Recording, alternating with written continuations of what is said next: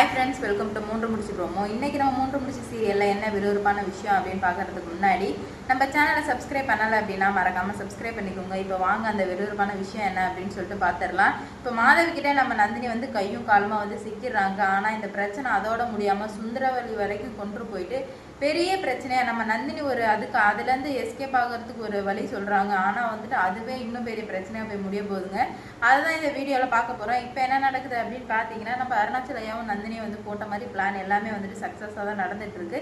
இருப்பினும் வந்துட்டு இப்படியே நடந்துட்டு இருக்கக்கூடாது, இன்னும் இதில் இம்ப்ரூவ்மெண்ட்டாக இருக்கணும் அப்படின்னு சொல்லிட்டு நம்ம நந்தினிக்கு ஒரு ஐடியா வருது. என்னன்னா நாட்டு மருந்து கடையில் போயிட்டு நாட்டு மருந்து வாங்கி சூர்யா சாருக்கு கொடுத்துட்டோம் அப்படின்னா அதையே கண்டினியூவாக கொடுத்துட்டு வந்துட்டு இருந்தால் கண்டிப்பாக வந்துட்டு அதுலேருந்து க்யூர் ஆகி வருவார் அப்படின்ற மாதிரி வந்து நந்தினிக்கு தோண உடனே போயிட்டு அருணாச்சலையா கிட்ட போய் சொல்லுவோம் அப்படின்ற மாதிரி போயிட்டு அருணாச்சலையா கிட்ட போய் சொல்கிறாங்க. இந்த மாதிரி நாட்டு மருந்து கடையில இருந்து மருந்து வாங்கி கொடுத்தா கண்டிப்பா இதுல இருந்து சீக்கிரமா வெளியே வந்துருவாரு, ஏன்னா அவர் ஒரு நிமிஷம் கூட குடிக்க முடியல அப்படின்னு சொல்லிட்டு ரொம்ப ஆதங்கமா ஒருத்தவங்கள்ட்ட பேசிட்டு இருந்ததை நான் கேள்விப்பட்டேன் அப்படின்ற மாதிரி வந்துட்டு நந்தினி வந்துட்டு அருணாச்சல கிட்ட சொல்ல, நீ என்ன நினைக்கிறியோ அது பண்ணுமா, அது எல்லாமே சக்சஸ் ஆக முடியும் அப்படின்ற மாதிரி சொல்ல இது எல்லாத்தையுமே வந்துட்டு மாதவி கேட்டுறா.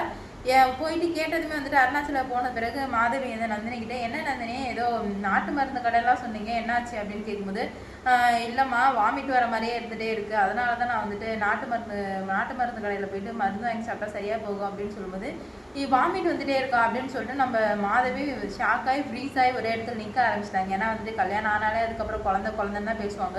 இதில் நம்ம நந்தினி வந்து அதை பற்றி யோசிக்காமல் திடீர்னு சும்மா அதுலேருந்து எஸ்கேப் ஆகிறதுக்காக அந்த வேர்டு யூஸ் பண்ணிடுறாங்க. ஆனால் நம்ம மாதவி வந்துட்டு என்ன பண்ணுறா அப்படின்னா ஒரு செம ஷாக்கு மாதவிக்கும் அவங்க ஹஸ்பண்ட் அசோக்குக்கும் அதுலேருந்து வெளியே வரவே முடியல. என்னம்மா இது நந்தினி வந்து இப்படி சொல்லிட்டு போகிறா, உண்மையிலே இப்போ இருக்குமோ, அப்போ ரெண்டு பேரும் ஒன்று சேர்ந்துருப்பாங்களோ, இப்போ நந்தினி வயிற்றுல குழந்தை இருக்கும் அப்படின்னு என்னென்னவோ வந்துட்டு பேச ஆரம்பிக்க மாதவியே ஏற்கனவே டென்ஷனில் இருக்கேன், நான் கொஞ்ச நேரம் டென்ஷனாக இருக்கு, கொஞ்ச நேரம் அமைதியாக இருங்க, தேவையில்லாமல் எதுவும் பேசாதீங்க அப்படின்ற மாதிரி வந்துட்டு சொல்கிறாங்க.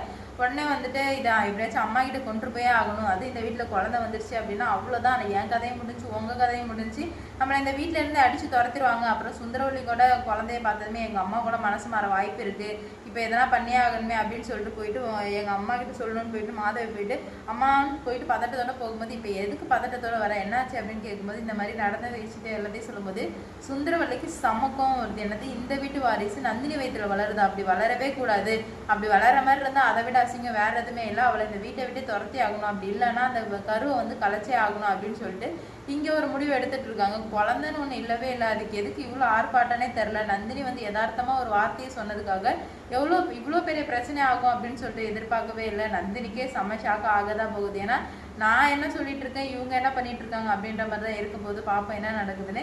இந்த வீடியோ பிடிச்சிருந்தா லைக் பண்ணுங்க, ஷேர் பண்ணுங்க, கமெண்ட் பண்ணுங்க. இது போன்ற வீடியோ சீரியல் அப்டேட் தெரிஞ்சுக்க நம்ம சேனலை மறக்காம சப்ஸ்கிரைப் பண்ணிக்கோங்க.